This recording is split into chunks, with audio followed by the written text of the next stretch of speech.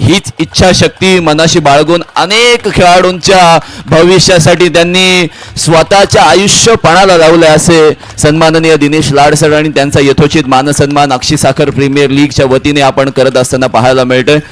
सरांना आपण थोडासा एक शॉर्ट इंटरव्ह्यू घेऊयात कारण इनिंग ब्रेक झालेली आहे. कारण हे प्रेमाचं प्रतीक आहे. अक्षी साखरकरांचं हे प्रेम आहे. जसं गुलाबाला प्रेमाचं प्रतीक म्हटलं जातं तसंच हे गुलाबाचं रूप देऊन सरांचं इथे स्वागत केलं जात आहे. सर थँक्यू सो मच तुम्ही इथे आल्याबद्दल.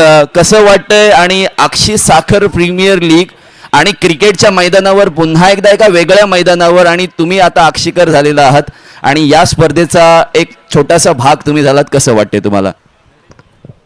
खरोखर चांगलं वाटतंय कारण मी हे ग्राउंड बघितलं. मी सुरुवातीला ज्यावेळेस इकडे आलो होतो त्यावेळेस मला ग्राउंड बघितलं तर मला वाटलं होतं की इकडे आपल्याला काहीतरी अकॅडमी करण्याची गरज आहे.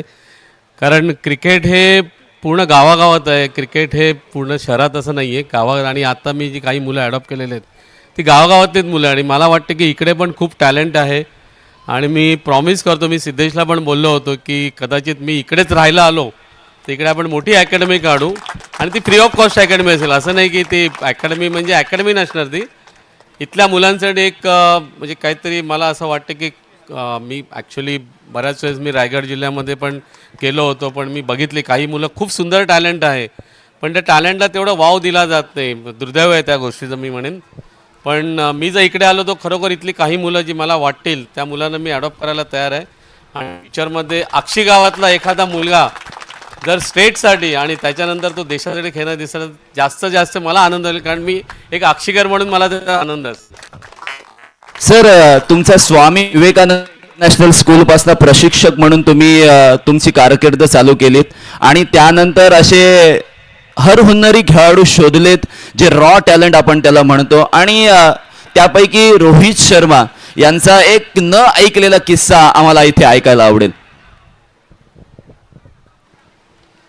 न ऐकलेले किस्से तर भरपूर आहे. पण रोहितच्या कॉन्फिडन्सबद्दल मी सांगेन. जो कॉन्फिडन्स त्याला म्हणजे त्याला स्वतःच्या ॲबिलिटीला माहीत होतं मी काय करू शकतो. कारण ज्यावेळेस आम्ही एके ठिकाणी असं उभं होतो आणि त्यावेळेस त्याला एक मर्सिडीज गाडी उभी होती समोर आणि तो अंडर-19 मुंबईलाच येईल. त्याने अंडर-19 मुंबईला त्यावेळेस फक्त 10,000 रुपये पर मॅच मिळत होते. पण त्या मुलांनी जे मला सांगितलं म्हणजे मला शॉक बसलेला. म्हणाला ही मी गाडी घेणार. मी म्हटलं मूर्खा, तुला अक्कल आहे का? गाडीची किंमत किती माहिती आहे का तुला? तर मी घेऊन दाखवणार. म्हणजे त्याचा जो कॉन्फिडन्स होता जो मी प्रत्येक मुलाला तेच म्हणतो. कारण तुम्ही आता सगळेच म्हणताय मी एवढा याचा कोच आहे त्याचा कोच आहे, पण तुम्हाला एक गोष्ट सांगतो, त्यांचं टॅलेंट होतं म्हणून दिनेश लाडला ओळखलं जाते. कारण आज जर ते टॅलेंटेड नसते तर दिनेश लाडला कोणी ओळखलं नसतं. दिनेश लाड फक्त त्यांना गाईड करत होता, पण मी त्यांना कोणालाच बनवलेलं नाही. मी प्रांजळपणे सांगतोय, कुठलाही क्रिकेटर हा बनला जात नाही, बनवला जात नाही, हा बनला जातो खरं म्हणजे. कारण ते त्यांच्याकडे टॅलेंट असते. आता माझ्याकडून एवढी मुलं झाली, इव्हन माझा मुलगाही ज्या लेवलला तो पोहोचला आहे तो दिनेश लाडचा मुलगा म्हणून नाही, तो सिद्धेश लाड म्हणून पोहोचलेला आहे. कारण त्याच्याकडे ते कर्तृत्व आहे, त्याच्याकडे त्यांचा टॅलेंटला त्यांनी जस्टिफाय केलं आणि त्याच्यामुळे तो पोहोचलेला. त्याच्यामुळे मी नेहमीच म्हणतो की टॅलेंटेड असते, फक्त त्या मुलांना फोकस राहणं गरजेचं असते, त्या मुलांना वेळ देणं गरजेचं असतं. आणि सगळ्यात महत्त्वाची गोष्ट म्हणजे पॅरेंट्सचं सपोर्ट. पण तो सपोर्ट म्हणजे कसा पाहिजे की त्या मुलांचं शिक्षण बघणं, त्या मुलांचं जेवण बघणं आणि त्या मुलांचं किती लवकर झोपतो, काय करतो, कुठे जातो, काय, ह्या गोष्टीकडे लक्ष देणं.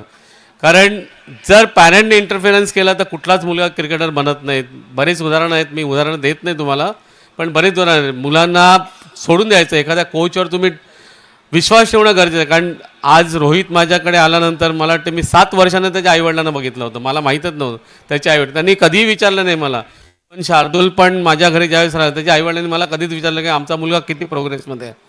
कारण त्यांना विश्वास होता. कोचवर जर विश्वास ठेवला तर खरोखर तो रिझल्ट ओरिएंटेड होऊ शकतो.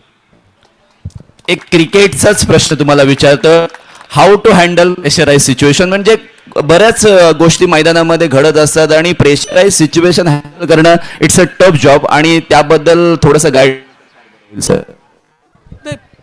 हँडल करणं म्हणजे फक्त एवढंच मी मगाशी म्हटल्याप्रमाणे तुमच्या कर्तृत्वावर असणारा विश्वास सगळ्यात महत्त्वाचा आहे. जर तुम्हाला स्वतःवर विश्वास नसेल तर तुम्ही कधीच कुठलाही खेळ म्हणजे कुठल्याही क्षेत्रामध्ये तुम्ही प्रगती करू शकत नाही. म्हणजे तुम्ही शिक्षण पण घ्या, शिक्षणामध्ये पण तुम्ही स्वतःवरचा विश्वास ठेवला, मी ही गोष्ट करू शकतो, तरच तो पुढे जाऊ शकतो. तुमचा विश्वास फार महत्त्वाचा आहे. आणि विचार करायचा ना, आता तुम्ही क्रिकेट मॅच खेळताना जाताना एखादा प्लेअर जाताना विचार करतो की आज मी जाऊन फक्त अटॅकिंग बॅटिंग करणार, मी आज जाऊन फक्त डिफेन्सिव्ह बॅटिंग करणार, मी असं करेन. पण तसं नाही. अकॉर्डिंग टू सिच्युएशन त्याने जर क्रिकेट खेळलं तर आज वैभव सूर्यवंशी, मी म्हणत नाही तो माहीत नाही किती वर्षाचा आहे, पण तो ज्या पद्धतीने पॉझिटिव्हली क्रिकेट खेळतो.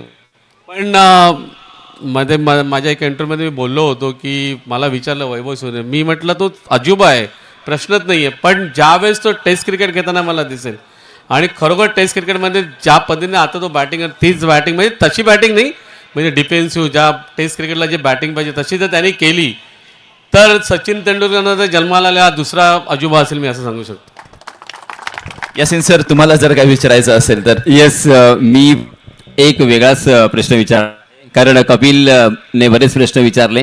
सर मला फक्त आपण एक मॅच चालू राहून नाही, एकच फक्त प्रश्न, फक्त तो फार महत्वाचा आहे सर. कारण मी अनेक लोक पाहिली, अनेक क्रिकेटर पाहिले, आणि तुम्ही खूप वरच्या स्तरावरचं क्रिकेट पाहिलंय किंवा कोचिंग केलेली आहे.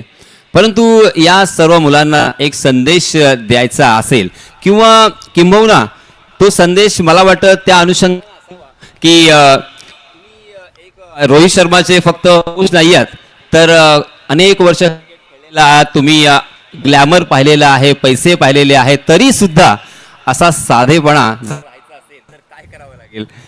साधेपणा म्हणजे तुम्ही, आता मला सगळे म्हणतात तुम्ही खूप मोठे कोच आहात. मी मोठा कोच वगैरे काही नाही आहे, कारण माझे दिलेले, देवाने मला जी काही देणगी दिली त्याचा मी उपयोग करतो. तर तुम्ही पण जर तुम्ही साधेपणा टाळलात तर तुम्ही काय, आपल्या काही उदाहरण असे आहेत की तुम्ही, मी म्हटलं ना की तुमचा विश्वास हा स्वतःच्या मनामध्ये पाहिजे. तुम्ही विश्वास एक्सप्रेस करायचा नाही आहे, लोकांना दाखवायचं नाही. जसं काही क्रिकेटर्स, आता दुर्दैव आहे, मी नाव त्यांचंही घेत नाही आहे, पण असे क्रिकेटर जे हायली टॅलेंटेड पण चुकीच्या गोष्टीकडे डायव्हर्ट झाल्यामुळे त्यांचं क्रिकेटचं नुकसान झालेलं आहे आणि त्यांचं परत. तर त्याच्यामुळे आपण नम्रतेपणाने राहायला पाहिजे. आपण ज्या गोष्टीसाठी आपण जातो आहोत, आज तुम्ही बघितलं तर क्रिकेटमध्ये पैशाबरोबर फेम पण तेवढाच आहे. म्हणजे तुम्हाला रिस्पेक्ट, आज मला एवढा आल्यानंतर एवढा आनंद झाला की इथे आल्यानंतर माझ्याबद्दल बोललं गेलं, काय गेलं, तो एक रिस्पेक्ट वेगळा आहे.